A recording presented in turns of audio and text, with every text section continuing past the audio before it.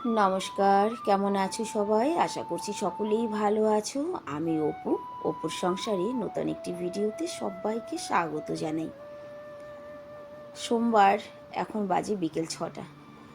ছেলের music class থেকে ছুটি হয়েছে। ছুটি হওয়ার পরে মা আর ছেলে বেরিয়ে পড়লাম ক্লাস থেকে। অসম্ভব গরম কিন্তু। আজ আর সকাল থেকে ভিডিওটা করিনি। গরমের মধ্যে ভীষণ অস্থির লাগে। বৃষ্টির কোনো দেখা নেই। গতকাল একটুখানি ছিটাফোঁটা বৃষ্টি হয়েছিল, সেটাও তোমরা দেখেছো ভিডিওতে। আধা ঘন্টা 10 মিনিটের মতো বৃষ্টি হয়েছিল, কিন্তু তাতে যেন গরমটা আরও বেড়ে গেছে। যাই হোক, ক্লাস থেকে বেরিয়ে রাস্তায় চলে এলাম। এখানে দাঁড়িয়ে অপেক্ষা করছিলাম রিক্সার জন্য। যখন বাচ্চাদের নিয়ে ঘর থেকে বেরোনো হয়, বাচ্চাদের যে কত আবদার থাকে, কত কথা থাকে, তখন যেন তাদের মুখই বন্ধ হয় না। এত আবদার, এত কথা, মা এটা চাই, মা ওটা চাই। সত্যিই যেন তো একটা মায়ের জন্য এই সময়টা, এই মুহূর্তটা কিন্তু অনেক সুন্দর, অনেক ভালো।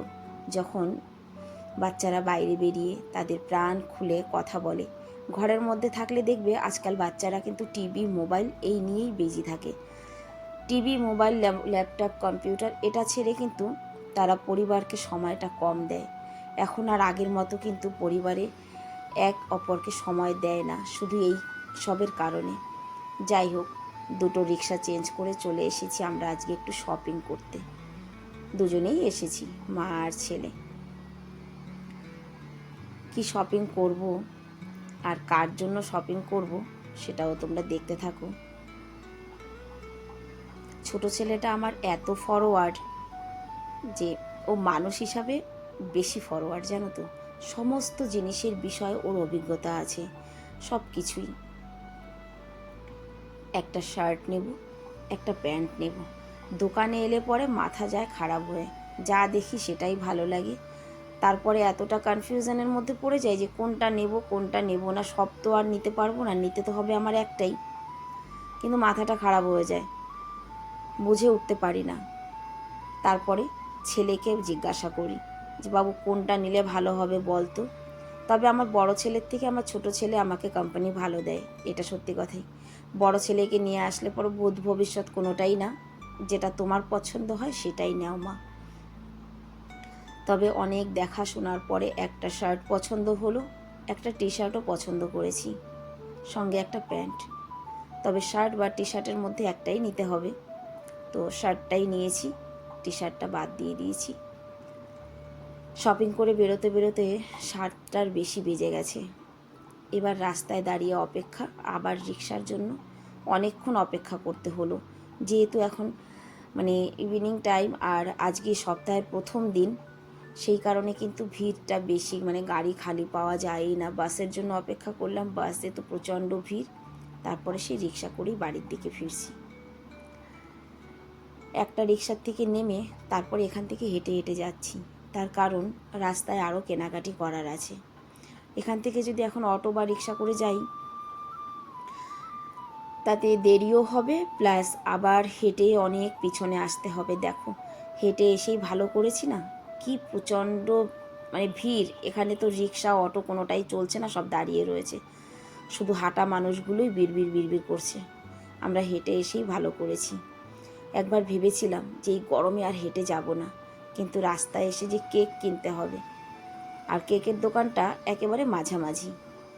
যাই হোক, কেকের দোকান পর্যন্ত পৌঁছে গেছি, তার আধা রাস্তা চলে এসেছি। কেক নেব, তবে খুব ছোট একটা কেক নেব, কারণ কেক তো আমি বা ওর বাপি দুজনের কেউই খাই না। সেই জন্য বললাম ছোট্ট একটা কেক নাও, তবে সুন্দর একটা কেক নাও। এটাও আমার ছেলে পছন্দ করলো। কেকের দোকান থেকে এই যে বেরিয়ে পড়লাম। কতগুলো জিনিস হাতে, আমি বললাম আমাকে দাও। বলে গরমের মধ্যে তোমার সব নিতে হবে না, আমার কাছে দাও। বাড়িতে এসেই আগে স্নান করেছি, ঘরে ঢুকেই আগে স্নান করে সন্ধে দিয়ে মাথাটা আঁচড়ে তারপরে এই যে বিকেলে বেরোনোর আগে ভুট্টা ভেজেছিলাম, খাওয়ার সময় পাইনি। তখনই ভেবেছিলাম বাড়ি এসে ভুট্টা ভাজা খাবো, এটাই ডিনার হয়ে যাবে। তবে ভুট্টাটা একটুও ভালো ছিল না, একদম পাকা পাকা ছিল। আমি নিজে কিনিনি তো, বোনকে দিয়ে কিনিয়েছিলাম। ভুট্টা টুট্টা খেয়ে তারপরে এই যে বললো মা এখন পড়তে বসবো না, আগে আমি এই গুব্বারাগুলো ফুলিয়ে রাখি, তারপরে পড়াশোনা করব। তবে আমি বলেছিলাম যে এখন ছেড়ে দাও। ওর বাপি বাড়ি এসেছে, আমরা ঘুমিয়েও পড়েছি। এখন বাজে রাত 12টা, আমার ছেলেরা কিন্তু ঘুমায়নি। আমরা দুজন ঘুমিয়ে পড়েছিলাম, ঘুম থেকে তুলে বসানো হয়েছে, দেখো গোসাই ঝিমোচ্ছে একদম। আমিও ঘুমিয়েছিলাম, আমাকেও তুলেছে ছেলেরা ডেকে, মা 12টা বেজে গেছে, ওঠো। এই যে 12টার সময় বাপির জন্মদিনের কেকটা কাটবে, সেই জন্য দুই ছেলের কেউই ঘুমায়নি। আর ওর বাপি কিন্তু কিছু জানেও না আমরা কেক এনেছি, জামা কাপড় এনেছি, কোনোটাই ওনার জানা ছিল না, ঘুমিয়ে পড়েছিল। আমিও ঘুমিয়েছি, শুধু উনি একা নয়। যাই হোক, ছেলে মেয়ে বড় হলে এই যে ছোট ছোট জিনিসগুলোতে কিন্তু অনেক আনন্দ পায় বাবা মা। ছোটোবেলায় তো আর আমাদের জন্মদিন কেউ পালন করেনি, আমাদের সময় এতটা প্রচলন ছিলও না। তবে এই যে ছেলেদের উৎসাহ বা ছেলেদের কারণে যে কেকটা কাটা হয়েছে, ছোট একটা উপহার তার জন্য আনা হয়েছে, তাতে কিন্তু সত্যি অনেক খুশি বা অনেক ভালোও লাগে। তাহলে আজকের ভিডিওটাও আমি এখানেই শেষ করছি, দেখা হবে নেক্সট ভিডিওতে। সবাই ভালো থাকবে, সুস্থ থাকবে। এই অসম্ভব গরমে সবাই নিজের নিজের খেয়াল রাখবে, আর পরিবারের সমস্ত সদস্যর খেয়াল রাখবে। এই ছোট্ট ছোট্ট জিনিসগুলো যদি ধ্যান রাখা হয়, মাথায় রাখা হয়, তাহলে কিন্তু এর মধ্যে অনেক আনন্দ পাওয়া যায়। তোমরাও চেষ্টা করবে এই রকম করতে।